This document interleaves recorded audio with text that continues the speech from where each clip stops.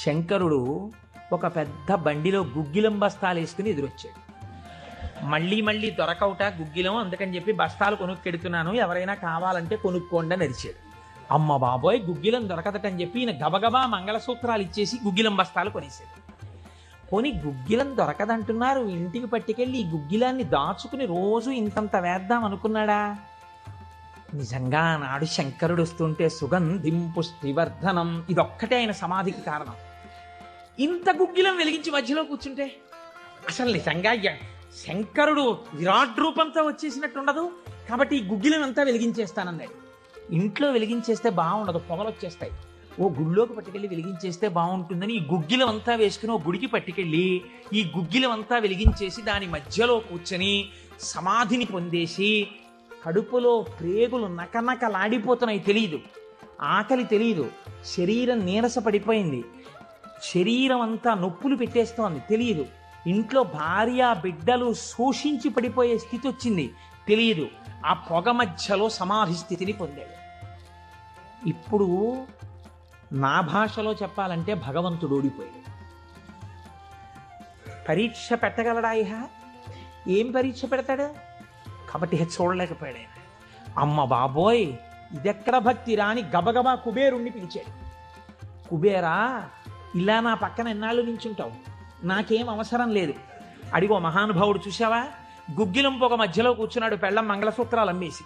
వెంటనే వెళ్ళి ఆయన ఇంటిని బ్రహ్మాండమైనటువంటి అంతఃపురంగా మార్చేయి, భార్యకి బిడ్డలకి భూమండలంలో లేనంత ఐశ్వర్యాన్ని ఇచ్చేయి, ముందు ఉత్తర క్షణం వాళ్ళకి షడ్రశోపేతమైన భోజనం పెట్టు అనేటప్పటికి వాళ్ళ ఇల్లు మారిపోయింది, షడ్రశోపేతమైన భోజనం వచ్చింది. అయ్యో భర్త గారు ఎక్కడికి వెళ్ళారో అనుకుంటోంది ఆవిడ. అశరీరవాణి వినపడింది.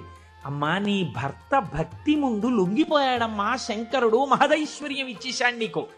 ఆయనో అన్నం తిందామన్న ఆలోచన లేదు, ఆ గుగ్గిలం పొగలో కూర్చునున్నాడు. ఇలాగా కూర్చునుంటే ఇప్పుడు ఎవరు మాట్లాడాలి? ఎవరే నాన్న అన్నం తినరా అని. అమ్మా నాన్నగారు కోరుకున్న కోరికోటి ఉంది, నువ్వు ఎలా అయినా డాక్టర్ అయిపో. ఇంజక్షన్ చేసేసారు ఆ పిల్లకి. 3 ఏళ్ళు అయిపోయినా, 4 ఏళ్ళు అయిపోయినా, 21 ఏళ్ళు వచ్చేసినా, ఇప్పుడు నేను ఎంబీబీఎస్ చదివితే రేపు పెళ్లి కొడుకు దొరుకుతాడా అని కూడా చూసుకోకుండా తల్లిదండ్రుల కోరిక తీర్చడం కోసమని వ్యగ్రతతో చదివేసిన పిల్లలా ఇప్పుడు ఆ తల్లిదండ్రులే వచ్చి అన్నం తినవే, అలా చదవకే ఆరోగ్యం పాడైపోతుంది అన్నట్టు ఎవడు పరీక్ష పెట్టాడో వాడే దిగొచ్చి ఎవడు ఆ త్రయంబకం నిజంగా సువాసన వచ్చి ఆనాడు మార్కండేయుడు బాహ్య స్మృతిని పొందాడు, ఈయన పొందలేదు, పొందకుండా కూర్చున్నాడు. ఇప్పుడు ఆ పరబ్రహ్మం ముట్టుకోవలసి వచ్చింది. ముట్టుకుని కదిపాడు. ఓయ్ కలవయా కలయా అని పిలిచాడు. పిలిస్తే ఆయన గభాలన బాహ్య స్మృతిని పొంది అబ్బా శంకరుడు వచ్చేసాడన్నాడు. నిజంగా కనపడితే ఇలా అరుపులు కేకలు ఉండవు. కందులంబట నీరు కారిపోతూ ఆ స్వామి పాదాల మీద పడిపోయి ఏ సుగంధిం పుష్టివర్ధనం అన్నాడో ఆ సువాసన పీలుస్తూ అలా పడిపోయి ఉండిపోయి శంకరుడు భుజాలు పట్టుకుని లేపి, ఒరే నాన్న, నువ్వు ఇంటికి వెళ్ళి ఇంత అన్నం తినరా, నా కడుపు నిండుతుంది, తొందరగా బయలుదేరరా నాయన, ఇక్కడ ఎన్ని నైవేద్యాలు పెట్టినా నాకు వంట పట్టట్లేదురా, నువ్వు ఇలా పడిపోతే తొందరగా వెళ్ళరా బాబు, నీకు ఎక్కడ లేని ఐశ్వర్యం ఇచ్చేశాను, కావలసినంత గుగ్గిలం వేసే, ముందు వెళ్ళి అన్నం తినను.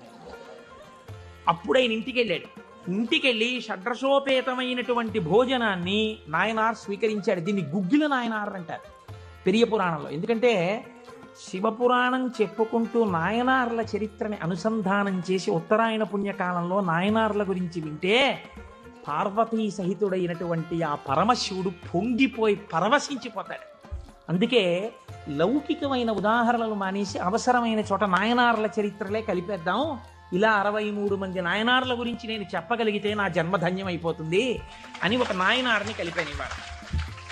కనుక ఒకనాడు ఒక విచిత్రం జరిగింది. భక్తి అంటే ఎంత చిత్రంగా ఉంటుందో చూడండి. ఈ గుగ్గిల నాయనార్ జీవితంలోనే ఆ పక్కనే ఉన్నటువంటి రాజ్యంలో ఒక శివలింగం ఒకటి ఉంది. ఆ శివలింగం మొన్నను మేము కంచి వెళ్ళాం. కంచి వెళ్ళినప్పుడు శివలింగం ఇలా ఉంటుంది, గొట్టంలాగా కింద వెడల్పుగా ఉంటుంది, పైకి వెళ్ళే కొద్దీ సన్నగా ఉంటుంది. అటువంటి శివలింగం ఒకటి బాగా ఎత్తుగా ఉన్నటువంటి పీఠం మీద ఉంది. ఒక చిన్న పిల్ల ఆ శివలింగం దగ్గరికి వెళ్ళింది. అరమరిక తెలియని పిల్ల. ఆ పిల్ల వెళ్ళి చేతిలో ఒక తుమ్మి పువ్వు పట్టుకుని వెయ్యాలనుకుంది. ఆ పీఠం పట్టుకుంది, ఎగిరింది, ఎక్కింది, అందలేదు. ఆ పిల్ల ఏడుపు మొదలెట్టి శివా శివా నువ్వు నాకు అందట్లేదు, పువ్వు ఎలా వేయనంది. శంకరుడు ఆ భక్తికి పరవశించిపోయాడు. ఇది భగవంతుడు దేనికి కట్టుబడతాడు? ఆ భక్తికి కట్టుబడతాడు. వెంటనే ఇలా ఉన్న శివలింగం ఇలా వంగిపోతే ఆ పిల్లకేం తెలుసు? శివలింగం వంగిపోయింది నా కోసం అన్నది. చిన్నపిల్ల పొంగిపోయి తప్పట్లు కొట్టేసి కాసేపు ఆడేసి 2 పువ్వులు వేసేసి వెళ్ళిపోయింది. మరునాడు యథాలాపంగా అనేక శివలింగాలు ఉంటుంటాయి కదా గుళ్ళో. ఈ శివలింగం వంగడంలో లోపల ఉన్న శివలింగం కూడా వంగిపోయింది. అర్చక స్వామి చూసి భయపడిపోయాడు. ఇదేంటి శివలింగం ఇలా వంగిపోయింది? మహారాజుకు తెలిసింది. ఇది ఏదో అరిష్టం జరుగుతుంది, శివలింగం వంగింది ఏమిటని భయపడ్డారు. ఈ శివలింగానికి వంపు దిద్దిలా పైకి తీయాలి. వాళ్ళకి ఉన్న తెలివితేటలు ఏమిటంటే ఈ వంగిపోయినటువంటి శివలింగానికి పెద్ద పెద్ద ఇనప గొలుసులేసి ఏనుగులకు కట్టి లాగించారు. ఇన్ని ఏనుగులు, ఇనపగులు, ఇవన్నీ నేను పుక్కిట పురాణాలు నా సొంతంగా చెప్తున్నాను అనుకుంటున్నారా? ఈ దేవాలయాలు ఉన్నాయి ఇప్పటికీ. నా జీవితంలో ఈశ్వరుడు అనుగ్రహిస్తే ఎప్పటికైనా ఈ 63 నాయనార్ల శివాలయాలు దర్శనం చేయాలని నా కోరిక. ఈ వంగిపోయిన శివలింగాన్ని ఇనప గొలుసులో పెట్టి ఏనుగులు లాగుతుంటే గొలుసులు తెగిపోయాయి. శివలింగం వంపు దిద్దబడలేదు. ఇది ఎవరో గుగ్గిల్ నాయనారికి చెప్పారు. శివలింగం వంగిందిట, ఇనప గొలుసులేసి లాగుతుంటే గొలుసులు తెగిపోతున్నాయిట. ఆయన ఎంత బాధపడిపోయి కింద పడి ఏడిచి దొల్లేశాడు. శంకరా, మీ కంఠానికి ఇనప గొలుసులేసి ఏనుగులతో లాగారా? ఎంత ఒరిసిపోయిందో ఆ కంఠమని. అంతే, విన్న చోటు నుంచే పరిగెత్తి పారిపోయాడు పక్క రాజ్యానికి.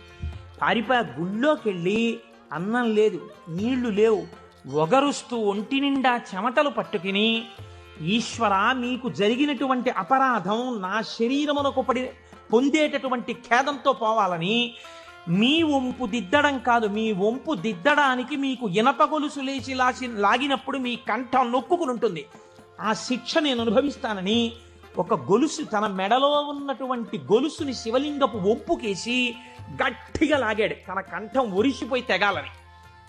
తన కంఠం తెగలేదు, శివలింగం వంపు ఇలా పైకి లేచిపోయింది. ఆ వంపు దిద్దినటువంటి వాడు గుగ్గిల నాయన. ఇప్పుడు మీరు నాకు చెప్పండి, బ్రతికున్న నాళ్ళు గుగ్గిల నాయనారు ఏం చేశాడు డబ్బు సంపాదించడానికంటే ఎవ్వరికీ తెలియదు.